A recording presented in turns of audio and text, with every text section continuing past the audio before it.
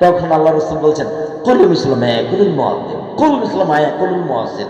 আরে মুয়াজ্জিন যা বলছে সেটাই তুমি বলো, মুয়াজ্জিন যা বলছে সেটাই তুমি বলো। তবে হাইয়াল আস-সালাহ হাইয়াল ফালার সময়তে লা হাওলা ওয়ালা কুওয়াতা ইল্লা বিল্লাহ বলো। আপনার মসজিদের আজান যখন শুরু হয়েছে তখন কাজ বন্ধ করবেন। রেডি, প্রস্তুত। এই কাজ বন্ধ করো, আগে আজানের উত্তর দিচ্ছি। এই ছেলে বসো, আজান শেষ হয়ে যাক, আজানের উত্তর দিই, তারপরে আজানের উত্তর দিতে থাকেন। আপনাকে আমি পরিস্থিতি নকল করছি, আপনাকে বলিনি এখন। আপনার সামনে আমি পরিস্থিতি নকল করছি। আমার শাশুড়িকে আমি খুব ভালোভাবে দেখেছি একাধিক দিন। আজান হওয়ার সাথে সাথে পাশে আর ছোট ছোট বাচ্চাগুলো থাকলে সত্য তোরা সত্যি এদের কারণে একটু আজানের উত্তর দিতে পারি না, মানে আজান হওয়ার সাথে সাথে প্রস্তুতি নিতেন, সাথে সাথে বলতে থাকেন। আল্লাহ রাসূল বলছেন, ফাজান তাহাইতা সাউতুতা, আজান শেষ হয়ে গেছে, এখন চাও, যাহাই চাইবে তাহাই পাওয়া যাইবে, যাহাই চাইবেন তাহাই পাবেন, যা চাইবেন তা পাবেন। আজান শেষের পরে আগে দুরূদ পড়েন, তারপর আজানের দোয়া পড়েন, তারপর নিজের কথাটা মন খুলে বলেন।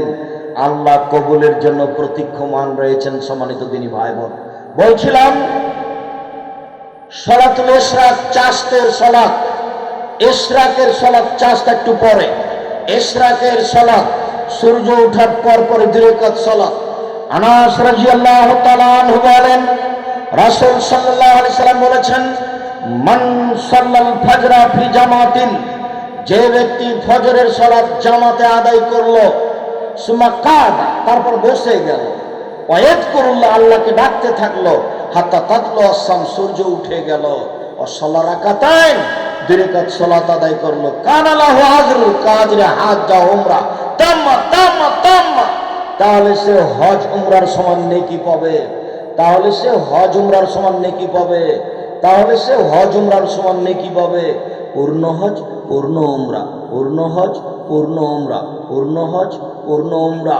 ফজরের সালাত আদায় জামাতে করলেন, বসে তাসবিহ তাহলিল করছেন, সূর্য উঠে গেল, তখন আপনি 2 রাকাত সালাত আদায় করলেন, এখন নেকি হবে পূর্ণ হজ উমরার সমান। পেশাব পায়খানায় যেতে পারেন, কোনো সমস্যা নেই। এমনি উঠে মসজিদে হাঁটছেন আর তাসবিহ তাহলিল করছেন, সেটাও করতে পারেন। আপনি এখানে আছেন, এটা প্রমাণ হতে হবে। সামাজিক কাজে জড়িয়ে পড়বেন না, ছেলে মেয়ের কোনো কাজে জড়িয়ে পড়বেন না। ফজরের সালাত আদায় করে বসে থাকবেন। উপস্থিত বৈঠকের মুসলিম বোন, আপনাদের পক্ষ থেকে কথা, আব্দুর রাজ্জাক সাহেব, এটা তো মসজিদের ঘটনা বললেন, আমরা তো মসজিদে যেতে পারি না, আমাদের কি হবে? আচ্ছা ঠিক আছে, আপনি যেখানে ফজরের সালাত আদায় করেছেন সেখানে বসে থাকেন। পেশাব পায়খানা লাগলে আপনি যাবেন, শেষে উজু করে চলে আসবেন, তাসবিহ তাহলিল করতে থাকেন, সূর্য উঠে যান। সূর্য উঠে যাওয়ার সাথে সাথে পূর্ণ উঠে গেলেই 2 রাকাত সালাত আদায় করবেন, তার নাম সালাতুল ইশরাক। মনে থাকে যেন। সম্মানিত দিনী ভাই বোন, এই ছেলে, এক খেয়ালে চেয়ে থাকো, এইদিক ওদিকে লক্ষ্য করবেন না, নইলে আপনি কথা ধরতে পারবেন না, আপনার কথা ছুটে যাবে, তখন আপনি মনে রাখতে পারবেন না। এবার চলেন সালাতুল জোহা, চাশতের সালাত। উম্মু হানি রাদিয়াল্লাহু তাআলা আনহা বলেন, দাখালা রাসূলুল্লাহ সাল্লাল্লাহু আলাইহি ওয়াসাল্লাম বাইতাহ ইয়াওম ফাতে মক্কা, আল্লাহর নবী মক্কা বিজয়ের দিন উম্মু হানির ঘরে প্রবেশ করলেন। অসাল্লা সামানের রাকাত, তিনি 8 রাকাত সালাত আদায় করলেন। তিনি বললেন, আমি আল্লাহর নবীকে এর চেয়ে হালকা করে কোনোদিন সালাত আদায় করতে দেখিনি। তবে তিনি রুকু সিজদা ঠিক ঠিক করছিলেন। চাশতের সালাত 8 রাকাত।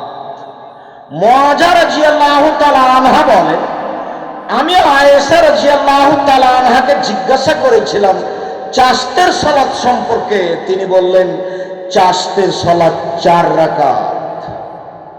8 রাকাত, 4 রাকাত। এবার চাশতের সালাত 2 রাকাত। আবু যার গফারি রাদিয়াল্লাহু তাআলা আনহু বলেন, রাসূল সাল্লাল্লাহু আলাইহি ওয়াসাল্লাম বললেন, ইসবিহু আলা কুল্লি সুলামা সাদকা, আদম সন্তান যখনই সকাল করে তখন প্রত্যেক জোড়ের বিনিময়ে তাকে দান করতে হবে। মুসলিম পুরুষ নারী শুনুন, যখন আপনি সকাল করছেন তখনই আপনার প্রত্যেক জোড়ের বিনিময়ে দান করতে হবে।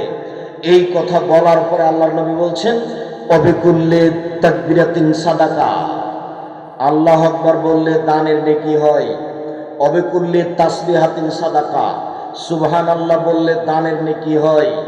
অবিকুল্লে তাহমিদাতিন সাদাকা, আলহামদুলিল্লাহ বললে দানের নেকি হয়।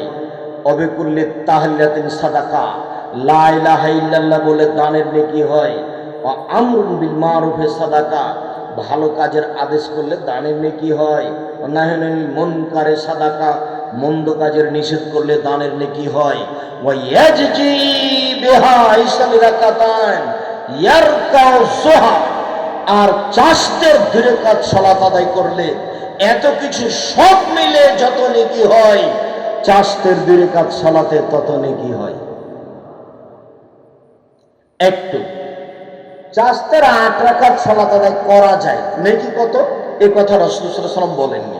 চাষতের 4 রাকাত সালাত আদায় করা যায়, নেকি কত? এই কথা মুহাম্মদ সাল্লাল্লাহু আলাইহি ওয়াসাল্লাম বলেননি। তবে তিনি বলেছেন কেউ যদি চাষতের 2 রাকাত সালাত আদায় করে তাহলে এত কিছু করে যত নেকি হবে, চাষতের 2 রাকাত সালাত আদায় করে তত নেকি হবে। এক,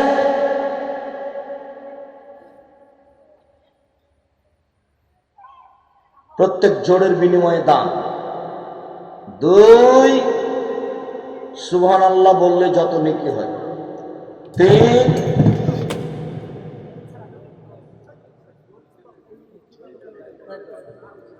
আলহামদুলিল্লাহ বললে যত নেকি হয়। 4, লা ইলাহা ইল্লাল্লাহ বললে যত নেকি হয়। 5, ভালো কাজের আদেশ করলে যত নেকি হয়। 6, মন্দ কাজের নিষেধ করলে যত নেকি হয়। এত মিলে যত নেকি হয়, চাষতের 2 রাকাত সালাত আদায় করলে তত নেকি হয়। যাক, যেটা ছেলে বাচ্চা বুঝতে পারেন দৌড়িয়ে চলে গেছে, ওই নিয়ে আর কোনো কথা নেই। সম্মানিত দিনী ভাই বোন, আপনারা দিনী বোন যেখানে আছেন খুব সতর্কতার সাথে সাবধানে বসে থাকবেন। এক একটা বাক্যকে মনে করতে হবে আপনাকে 1 কোটি টাকা, তাহলে আপনি মূল্যায়ন করতে পারবেন। এবার সালাতুল আওয়াবিন 10:30 11টার সময় সালাত। যায়েদ ইবনে আরকাম রাদিয়াল্লাহু তাআলা আনহু বলেন যে আমি কিছু লোককে চাষতের সালাত আদায় করতে দেখলাম, তখন আমি বললাম যে আল্লাহর নবী বলেছেন সালাতুল আওয়াবিন, আওয়াবিনের সালাত মিন গায়রি হাযিহি সা আফজাল মিনহা, এই সময় ব্যতীত অন্য সময়ে এর চেয়ে বেশি নেকি হবে। আর ওইটা হলো হিনা তারমুজুল ফিসাল, যখন ঘোড়ার বাচ্চা বালু গরম হয়ে যাওয়ার কারণে দাঁড়িয়ে থাকতে পারে না, বালু গরম হয়ে গেছে, বাচ্চাটা দৌড়াদৌড়ি করছে, ঠাঁই গরমের কারণে খুব ছোটাছুটি করছে, বাচ্চা দাঁড়িয়ে থাকতে পারছে না। সম্মানিত দিনী ভাই বোন, আপনাকে আমি বুঝিয়ে বলি কথাটা, বালু গরম হয়ে যাবে কখন? যারা বালু এলাকায় বসবাস করে তারা বুঝবে 10:30 11টার আগে বালু গরম হবে না। এটা হলো সালাতুল আওয়াবিন। মহিলা বৈঠকে মহিলা কিন্তু বলেছে মাগরিবের পরে 6 রাকাত সালাত আদায় করা হচ্ছে সালাতুল আওয়াবিন। মাগরিবের পরে 6 রাকাত সালাতুল আওয়াবিন করলে কাবিরা গুনাহ হবে, এটা বিদআত।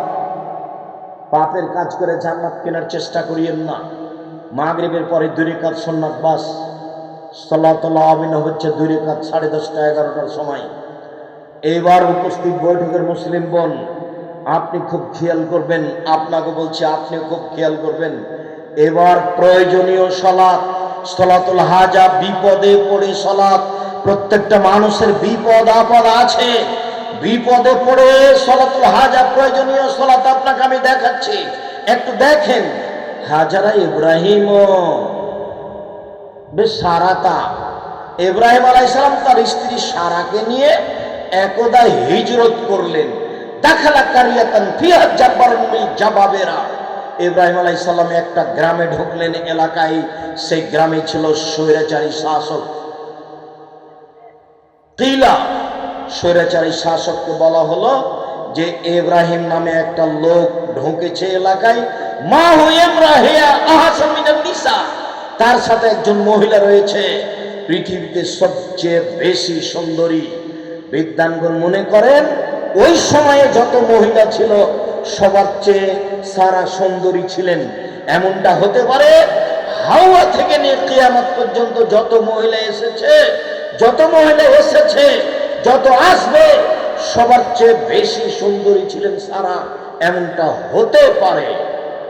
ইব্রাহিমকে বলা হলো মানিহাল্লাতি মা, ইব্রাহিম আপনার সাথে যে মহিলা রয়েছে সে কে? তখন ইব্রাহিম আলাইহিস সালাম বললেন, হে উক্তি, সে আমার বোন। সুমারাজা এলাইহা। তারপর ইব্রাহিম আলাইহিস সালাম তার বোনের কাছে, তার স্ত্রীর কাছে গেলেন। স্ত্রীর কাছে গিয়ে বললেন, সারা শোনো, আন্নি আখবারতুহুম, আমি তাদেরকে বলে দিয়েছি, আন্নাকে উখতি, তুমি আমার বোন, ফালা তুকাদ্দিবি হাদিসি, তুমি আমাকে মিথ্যুক প্রমাণ করো না। তুমি যদি এখন বলো ও আমার ভাই, ও আমার স্বামী, তাহলে কিন্তু আমি মিথ্যুক হয়ে যাব। তুমি বলবা ও আমার ভাই, তাহলে আমরা ভাই বোন হয়ে পার হয়ে যাব।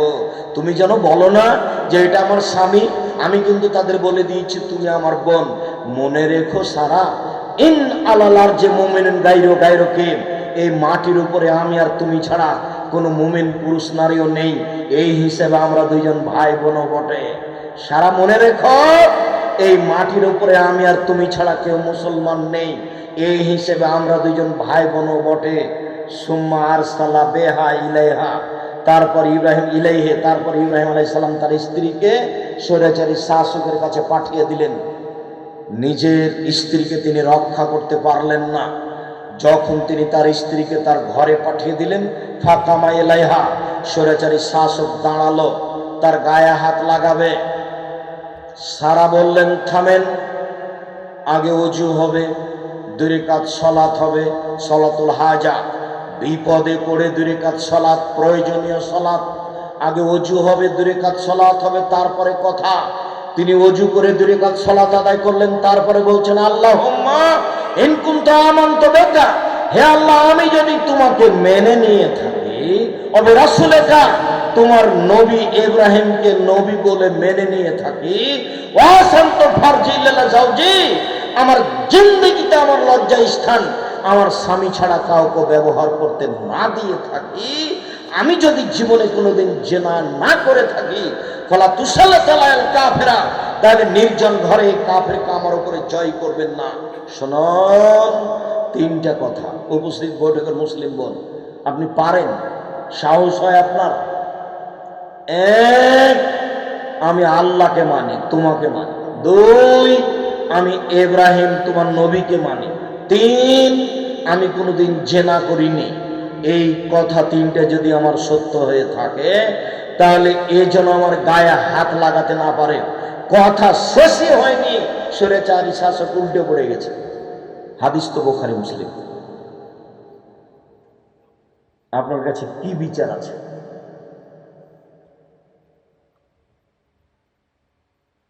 বিপদে পড়ে 2 রাকাত সালাত আদায় করবেন, আল্লাহকে বলবেন পথ সহজ হবে।